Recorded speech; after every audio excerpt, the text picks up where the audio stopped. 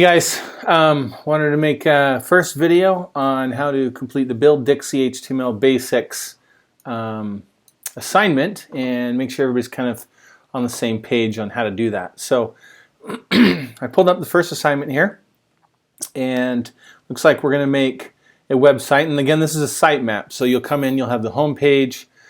Next to it, you'll have students, faculty, alumni. You can go to those pages from the home page. And then inside you'll have, each of these are kind of different tags. We'll show you what each of those are: main, a div, and footer. We're going to have 3 tasks in here: create a folder for the university website, create home page, which is going to be called index, create students page, or students.index.html, or sorry, students.html.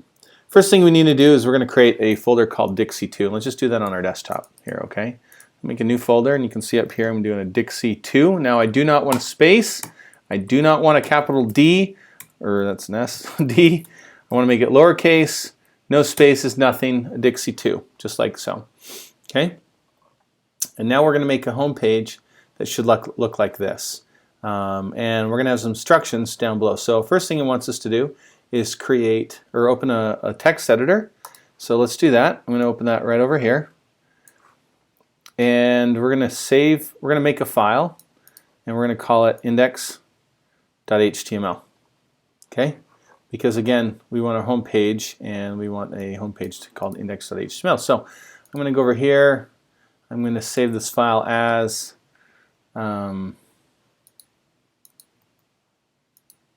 just fills up here on me.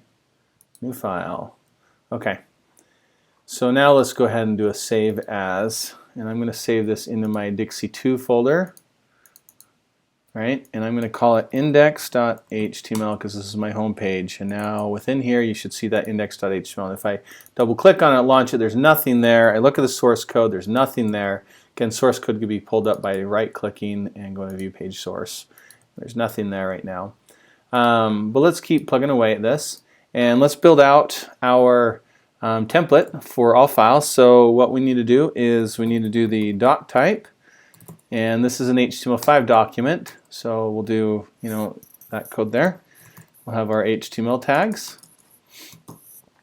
We will have our head tags, and again, those are different than the header tags right here.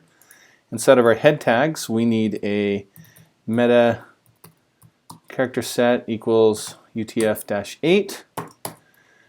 We need our title tags, and the title, let's see if it, well, I'm just looking, oh yeah, right here. So use a title, and use a descriptive page title. The university name would be a good choice. So I'm going to say Dixie State University.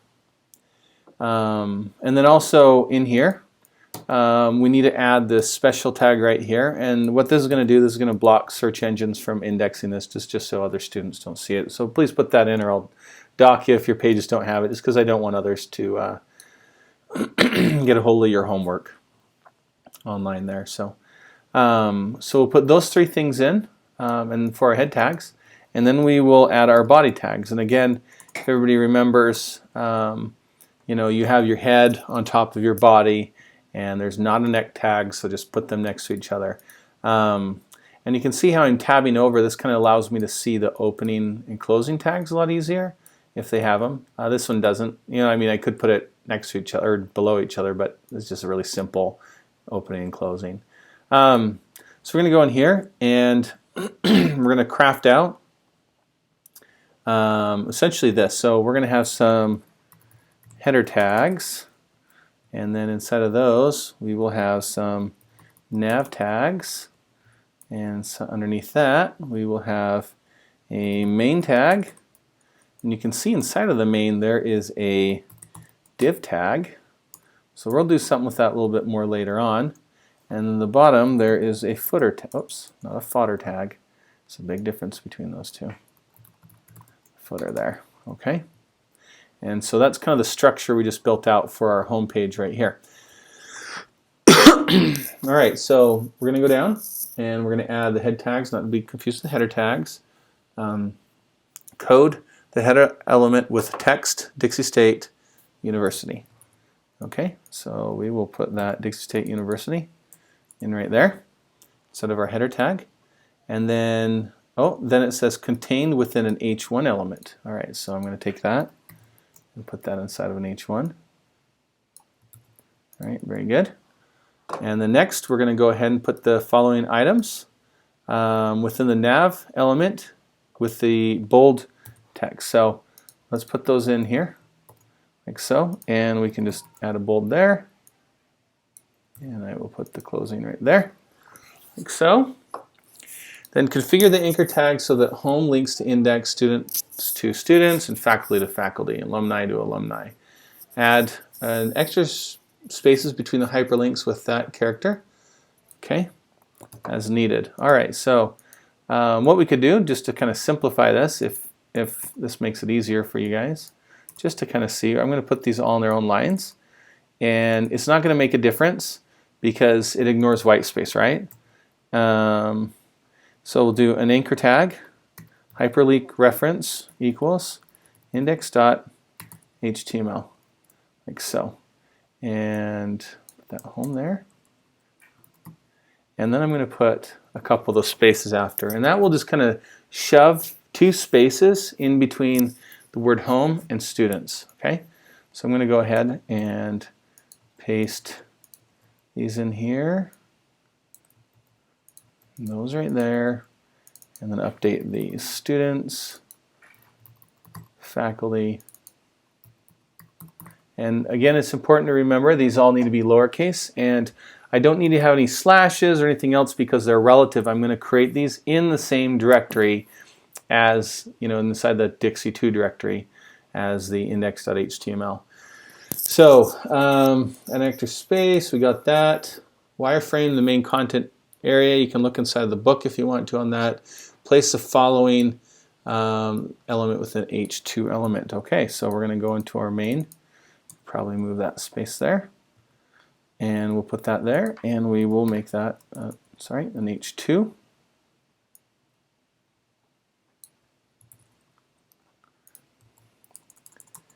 Very good. Now, as we're doing this, it's a good idea to come in every now and then and check on it. Now, you remember I'm loading inside my local directory, so it's doing a file rather than an HTTPS or HTTP.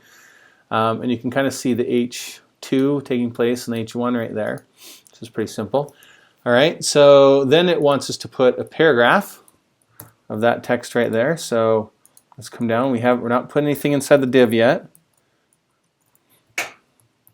And you can see how I'm indenting that over if I'm going to have an opening and closing. Again, that's just so I can see those. And then put the following information in a bullet.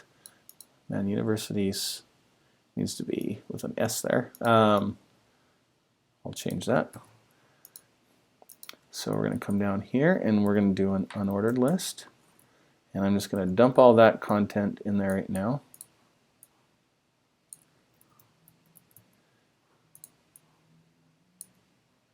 And then I'm going to put a list item in front of each one of these and in the back of each one of these. Like so. All right, looking good. Then contact information, place the address, phone number information with a div below the unordered list. Sorry, within a div underneath. So I've already got that div crafted out here. So that makes it easy for us just to dump that information in there. So I'm going to put that information right there. Okay, so use line break tags to help you configure this area. Add an extra space between the phone number and the footer area. Okay, so we can put some line breaks in here. So let's just break them as such, and let's look at this image here. So Dixie State, then after East we need one, and then after this we need one.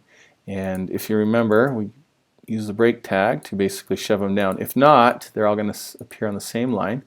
And it did say put an extra line, what is it, above an extra space between the phone number and the footer area. I don't know why the footer area looks like it's above.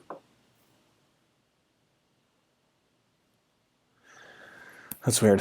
Well, I'm going to make it look just like the example, and you can see how that's going to shove down. But, you know, if we want, we can do an extra line between the footer area as well. And that's fine, right there. Okay, so you can see I've got extra breaks in there, and that should make it look like what we need it to. So you can kind of see it looking appropriate.